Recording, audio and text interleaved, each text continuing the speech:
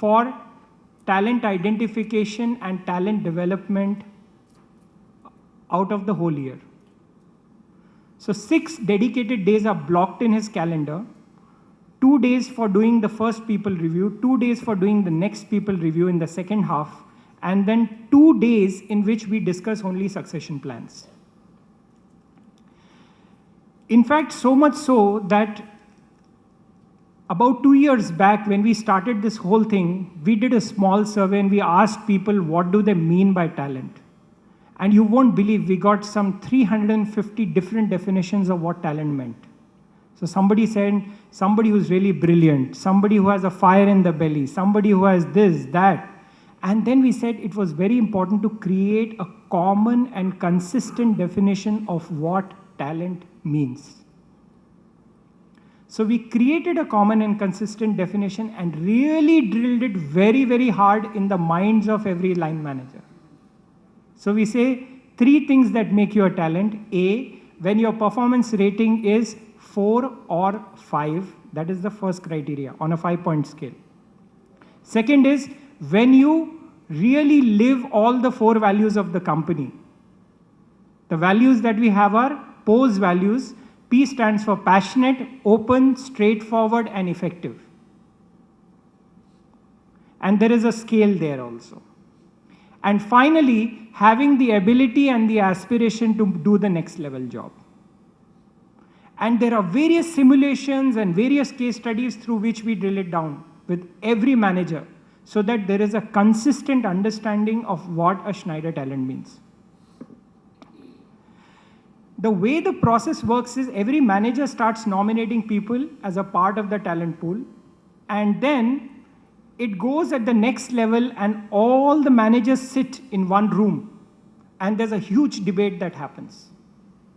So all the department heads are going to be sitting in one room and there's a big debate. The person will say this person is a talent, and then the other people will give a lot of ideas, that whether this person is really a talent or not. And there's a huge database discussion. And eventually you take a 360 view and come up with the talent list for the organization. This is roughly 15% of the total employee base. So as a guideline, what we say is your best performers should be roughly 20% of your total population, and your talent population is about 15%, 12 to 15%. Alongside creating this talent pool, what we also do is there's a huge chunk of the population who are your high performers, who are sustained high performers or your solid citizens. So we make sure that there are a lot of strategies to take care of those people as well. And the second thing that we make sure is we do not believe in the approach that once a talent, always a talent. So you need to keep performing. You need to keep running on the treadmill. So every 6 months you are reviewed. And if you're doing well, you're there. Otherwise, you fall off the list. And every year, 15% to 20% people even fall off the list. This process is done in an escalating manner, which means that all the talents of India are picked up in the first go. And then out of that, we pick up a smaller cream of that. And then these are the people who get nominated for the Asia Pacific talent pool. And then a smaller portion of that get nominated for the global talent pool. So right till the global CEO, this is the same guideline which is followed, which means 6 days of committed time to talent management, talent identification work, right from a global CEO down to the country CEO. Talent engagement. So what we saw was, when we did our employee engagement survey, we started seeing 60% of the comments on all the engagement surveys were around career and growth. Everybody is saying, what is my career? What is my next move? Where am I headed? I don't know. So we created a very innovative practice. So something like this, where we created we made it like a fair where all the top 50, 100 managers of the company came, and every business director shared where is their business headed, what are the key vacancies that are going to be there, and it's like an open job fair. And as a policy in the company, if you are a talent, you cannot be in the same job for more than 3 years. So all people who have spent more than 3 years in the job, we were able to create a lot of connects within the room where we were able to close on a lot of open positions that we would typically look at from a hiring perspective within the career workshop. And in that workshop, we also broke the mindsets of certain people, the traditional mindsets that career is all about promotion. Career is all about grade change. We said career is about having diverse experiences. Schneider is a very delayed organization, so it means that one day you're having this kind of an experience, then you need to have a diverse experience, which might be even lateral move, or sometimes it's not even moving sideways, sometimes it's moving a little down and then moving up. So we created a lot of these testimonials where live people came and said that how their career moved in Schneider. And that gave a lot of understanding to the people on what our career philosophy is all about. So this workshop we do once a year, and this really helped us a great deal to understand to at least address the career challenge to some extent. We have created multiple forums that talk about mobility. So there are 3 forums. One is all the HR heads of various entities. We meet once a quarter and we talk about all the open positions in our own businesses and who are the people who are ready to move. And we try to get some closures there. Similarly, all the business heads do that. All the entity heads do that. So in every key business meeting, almost every quarter, mobility is discussed as a part of the business head's agenda.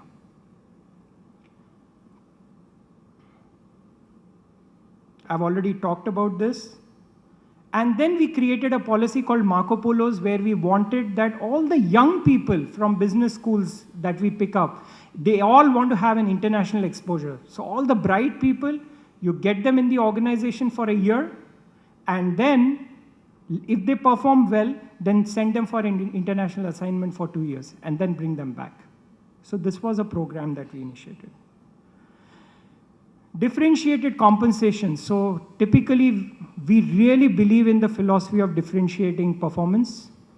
I know it's very, very hard to do, but that is the way it has to move.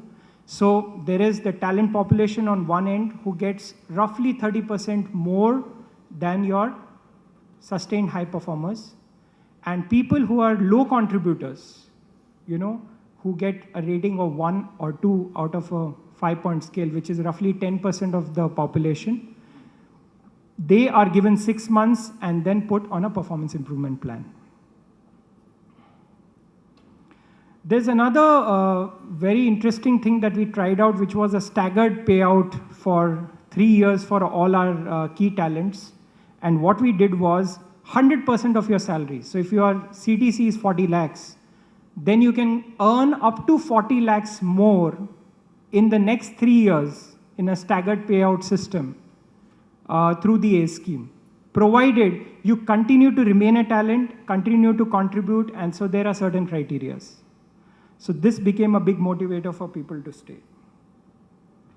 And then, like we spoke about earlier, a very strong rewards and recognition framework, which is called Achievers at Schneider Electric, which is typically done at a quarterly level and an yearly level, where the focus is a lot about celebration, and it's a lot about giving team awards and individual awards together.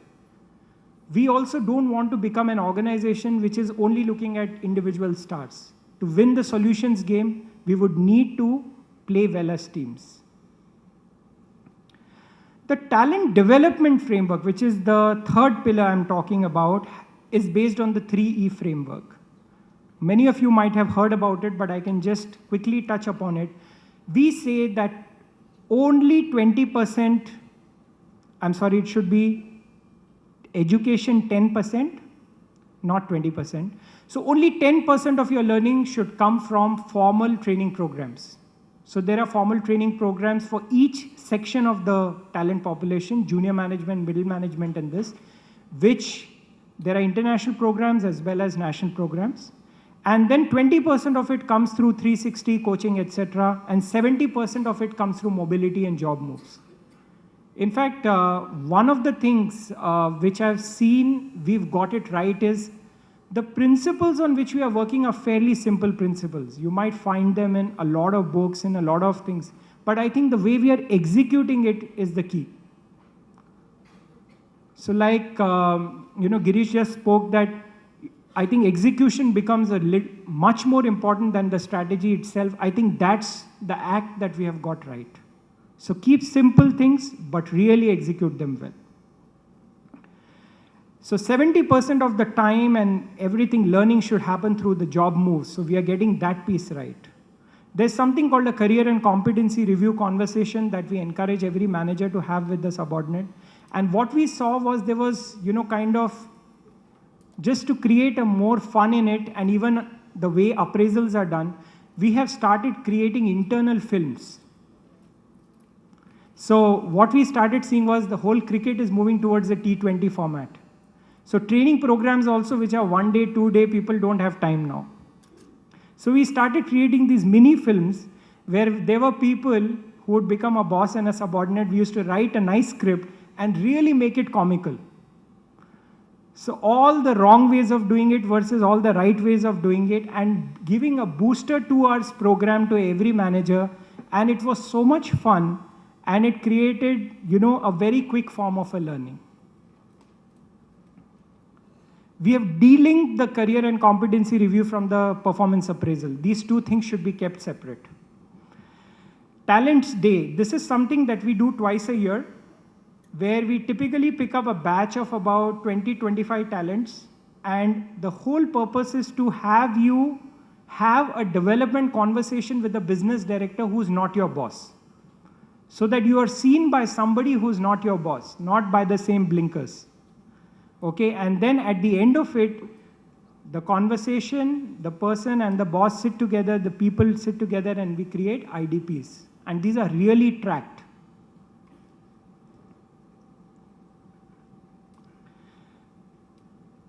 Action learning projects we have for various categories of talent. So for all the young potentials, people who are just 2 to 4 years in the organization, we have something called a Champions Club. So we pick up 20-30 people from the young blood and really make some of the key experts in the organization or the talents at the middle management level as their coaches, and have one business director as their sponsor. And we work out 4 or 5 projects like this every year, and then these people really work over and beyond their jobs and really come and make a presentation at the end of the year to the business directors. So that's a way of engaging and creating learning. Ideas at Schneider Electric, we started seeing that many times people also become cynical. The organization does not have this, does not have that. So what we said is, whatever issue a business director faces, just call in a group of talents for a coffee and throw the business problem at them and start getting ideas. Immediately that energy, which was all about complaining, etc., starts transforming into constructively giving some ideas. So these are small ways in which we keep engaging. In fact, whenever a business leader is traveling in any remote geography, part of the agenda of the business director is to meet the talents in that region and create a one-on-one connect.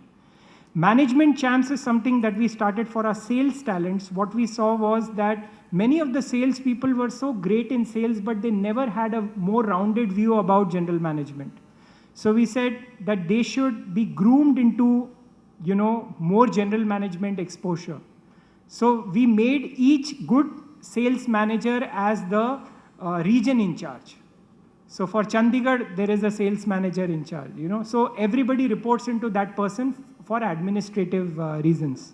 So that's how you start giving a more focused, rounded exposure. And now we are starting with social engagement, which means that we are going to dedicate 2 days of the year for anybody who wants to do social work. You want to go and conduct classes for children, for old people. You want to go and plant trees. So there is a procedure that we have set where, we are tying up with some NGOs and we are giving that opportunity to people.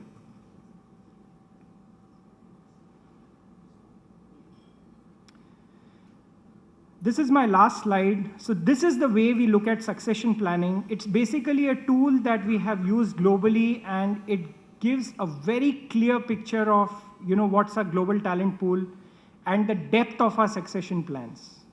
Okay, and we typically do succession planning at 3 levels: people who are ready now to move into the next level job, people who are ready after 1 job, and people who are ready 2 to 3 jobs from now. And there's a huge involvement, as I talked about, from the MD or the CEO, all the business heads. And the key questions that we ask every business head is, are all your business critical positions well covered? Any business critical positions is a position that you typically is very difficult to replace. It has a revenue generating capacity. It's generally customer facing. So we've defined all those things very well.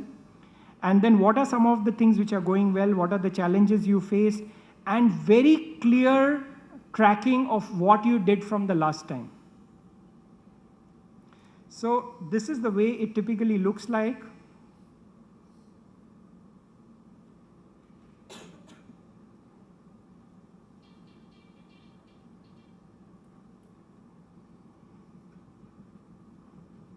So right at the top is someone like the country president, and then we talk about all the people who are reporting into the country president and their names.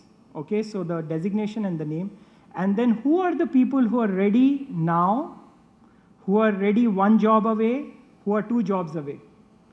And then we keep tracking this list for right down to every business. And this is what we discuss 2 days of the year, where all the business heads, the talent management and HR business partners sit together and make sure that we are giving chance to these people to move up.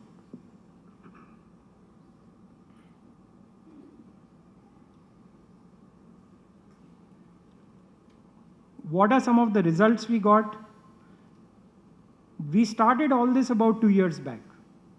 The talent attrition rate came down from 15% to 4%. The engagement scores of talent we measure separately, because these people are really important for us.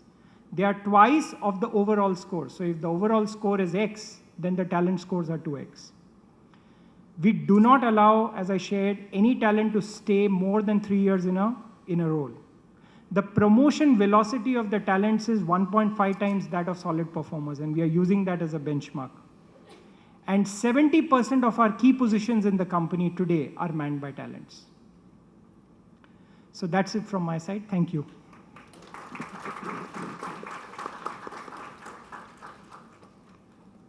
Rahul, thanks for an excellent insight into the talent management. Very nice to know the focus your CEO is providing on the 6 man-days a year. I think it's great. And this really shows that while HR is moving towards becoming business-focused, the CEOs have to become more people-focused. So I think it's happening from both the ends, and that would lead to a lot of success for the organization. An excellent performance management process, which you explained, I think that is one of the reasons for your very low attrition, 4%. Again, congratulations for that. 4% in today's times is excellent. Very well done on that. Marco Polo program, again, it's an attraction to the young talent so that they have something to look forward to, maybe an international exposure. Again, I think the name is very catchy, the Marco Polo program, and go and show the Indian prowess at the business. 2020 training videos, another good takeaway. I think that's very good and a catchy way of showcasing in a very short span of time, which otherwise would take about a day or 2 days. Excellent thing. And to remain connected